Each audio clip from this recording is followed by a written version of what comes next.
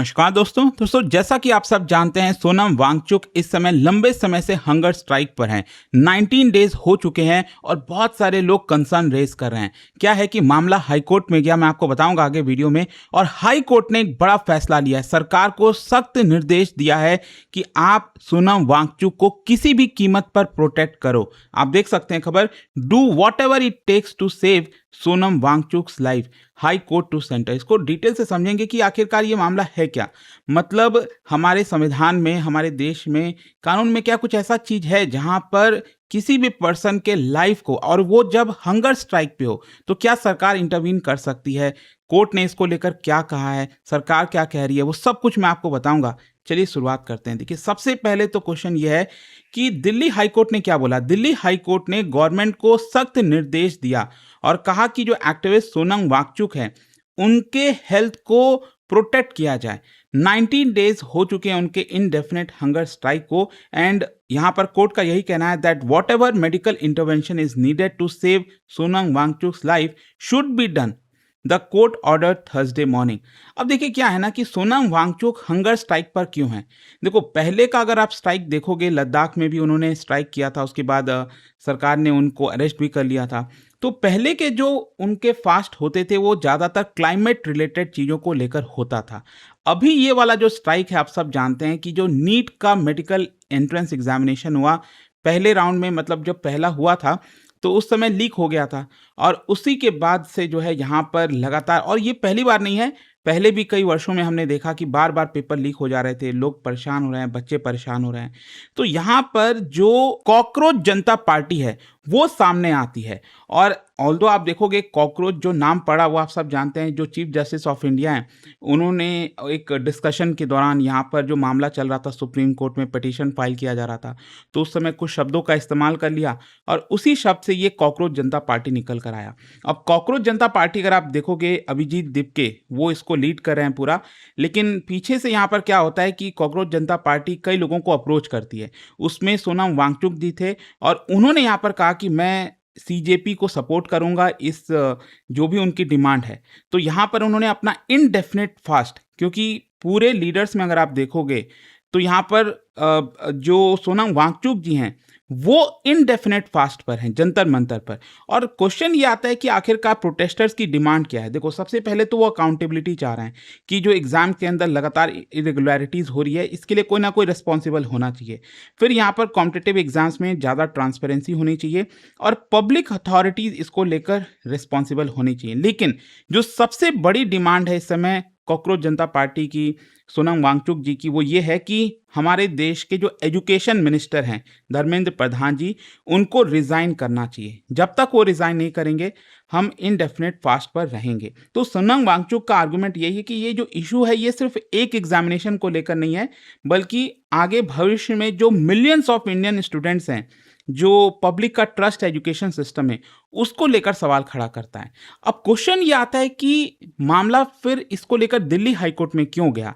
क्या है ना कि एक पीआईएल फाइल किया गया दिल्ली हाईकोर्ट के अंदर। जो पिटिशनर हैं उनका कहना था कि सोनम वांगचुक इस समय पिछले 3 हफ्ते से स्ट्राइक पर हैं, हंगर स्ट्राइक पर हैं, और उनका जो हेल्थ है वो लगातार डिटोरिएट हो रहा है। जो मेडिकल रिपोर्ट्स है उससे पता चलता है कि ऑर्गन डैमेज होने का खतरा है, और अगर सरकार यहाँ पर इंटरवीन नहीं करेगी तो उनके जान को खतरा हो सकता है।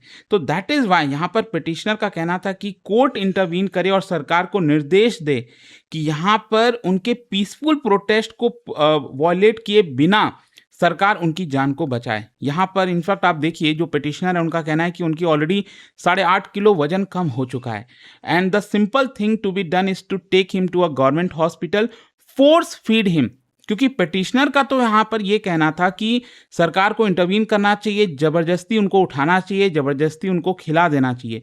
मतलब जो भी न्यूट्रिएंट, विटामिन, मिनरल्स आवश्यकता है लिक्विड डाइट के तहत, जो भी चीज़ चाहिए ह्यूमन बॉडी को सर्वाइव करने के लिए, वो उनको जबरदस्ती देना चाहिए, अदरवाइज उनकी जान जा सकती है।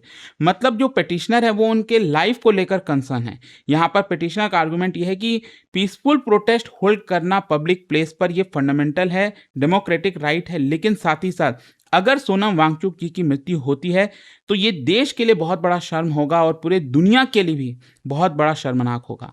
अब देखो क्या होता है ना कि दिल्ली हाईकोर्ट ने क्या किया? दिल्ली हाईकोर्ट ने बैलेंस्ड अप्रोच अपनाया। दिल्ली हाईकोर्ट ने ये नहीं कहा है कि सरकार को फोर्सफुली उनको फीड कराना चाहिए या फिर ज़बरदस्ती उठाकर हॉस्पिटल में भर्ती करा देना चाहिए। इंस्टेड यहाँ पर कहा है दिल्ली हाईकोर्ट ने कि एक गवर्नमेंट डॉक्टर लगातार रेगुलर बेसिस पर सोनम वांगचुक का एग्जामिनेशन करे। गवर्नमेंट डॉक्टर, ये बहुत इंपॉर्टेंट है। फिर डेली मॉनिटरिंग होना चाहिए उनके हेल्थ पैरामीटर्स का।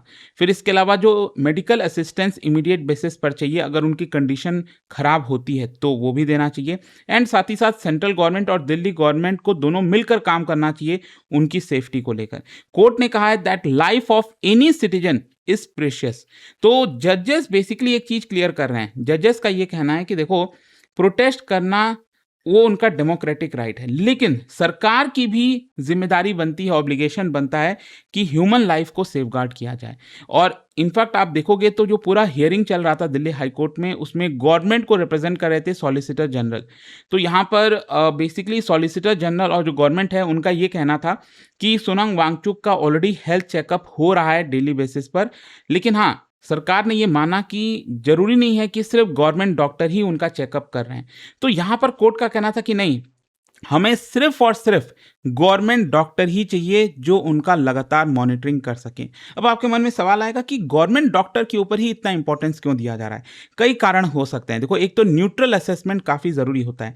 इंस्टेड ऑफ रिलाइंग कि सिर्फ जो प्रोटेस्टर्स हैं वहाँ पर, जो कॉकरोच जनता पार्टी है, वो ही अपने डॉक्टर्स को बुलाएगी, कोई प्राइवेट डॉक्टर आएगा, तो उसमें ज़रूरी नहीं है कि सभी का भरोसा हो। एक गवर्नमेंट डॉक्टर होगा तो एक इंडिपेंडेंट तरीके से असेसमेंट हो सकेगा। दूसरा, मेडिकल डॉक्यूमेंटेशन बहुत ज़रूरी है। मतलब अगर एक गवर्नमेंट डॉक्टर अपॉइंट किए जाएंगे, टीम होगी पूरी, तो वो डेली बेसिस पर उनका जो प्रॉपर मेडिकल रिकॉर्ड है उसको ऑफिशियल तरीके से रखेगी। ब्लड प्रेशर कितना है, पल्स रेट कितना है, पिछले कुछ दिनों से क्या रहा उनका पोजीशन, तो ये एक प्रॉपर ऑफिशियल डॉक्यूमेंट हो जाएगा, इसमें कोई डिस्प्यूट नहीं होगा।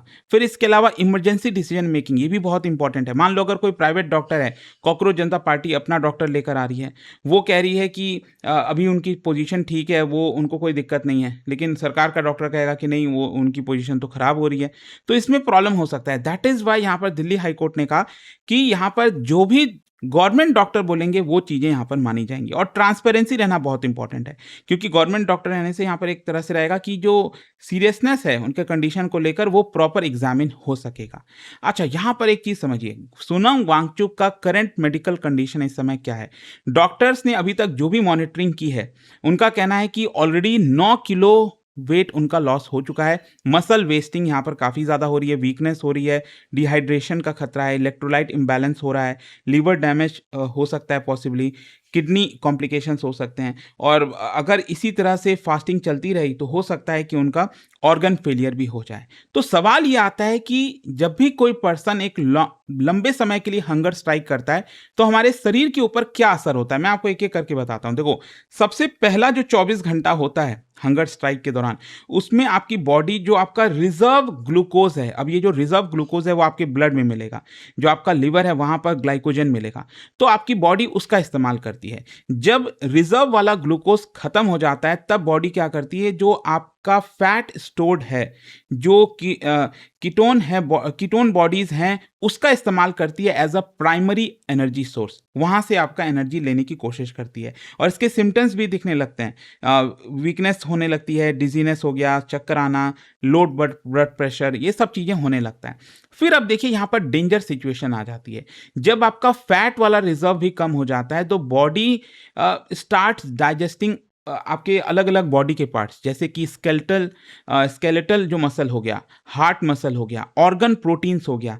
तो ये स्टेज अगेन डेंजरस होने की सिचुएशन में आ जाता है। आपकी बॉडी डेंजर सिचुएशन में जा रही है क्योंकि आपके बॉडी के अलग अलग जो मसल्स हैं, पार्ट्स हैं, वो आपका डाइजेस्ट होना स्टार्ट हो जाते हैं। एंड अल्टीमेटली अगर ये सारी चीज़ें हो गई तो उसके बाद कॉम्प्लिकेशंस आ जाता है, जो ऑर्गन है वो फेल होना स्टार्ट हो जाते हैं, जैसे kidney failure, liver failure, brain dysfunction, multi organ failure, और एक्सट्रीम केसेस में डेथ भी हो सकता है।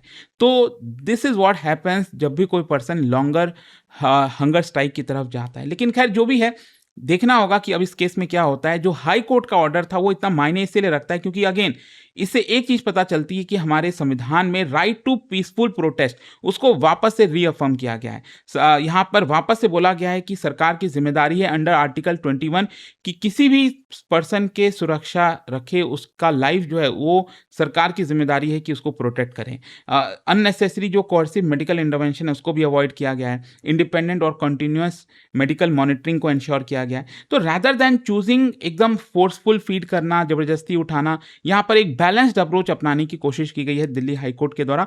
एंड आई होप कि इस वीडियो से आपको सारी जानकारी मिल गई होगी। जाने से पहले एक बहुत ही इंटरेस्टिंग क्वेश्चन, देखो हम एजुकेशन की बात कर रहे हैं। ब्रिटिशर्स के समय एक मैकुलेज मिनट आया था 1835 में, उसमें कई सारे रिकमेंडेशन दिए गए थे। आपको बताना है उसमें से कौन सा रिकमेंडेशन नहीं है इन चारों में से, और इसका राइट आंसर आप सब जानते हैं, मेरे इंस्टाग्राम पर तो मिलेगा ही, वहां पर अगर आप नहीं हो कोई बात नहीं, टेलीग्राम से ले सकते हैं इसका सही उत्तर। और दोस्तों जैसा मैंने आपको बताया, अगर आप यूपीएससी की तैयारी कर रहे हैं, कोई भी साल की प्रिपरेशन करना चाहते हैं, स्टडी आईक्यू आपको एक ऐसा बैच दे सकता है जिसमें प्रीलिम से लेकर इंटरव्यू तक पूरी हम आपको तैयारी कराएंगे। 1-to-1 mentorship, test series, revision, 18 books का पूरा सेट आपके घर पर भेजा जाएगा। अगर आपको और जानकारी चाहिए इसके बारे में, कोई डाउट है, तो ये फोन नंबर दिया है, इस पर कॉल कर सकते हैं। यूज करिए कोड अंकित लाइव मैक्सिमम डिस्काउंट के लिए। स्टडी IQ IAS, आपका सिलेक्शन हमारा मिशन।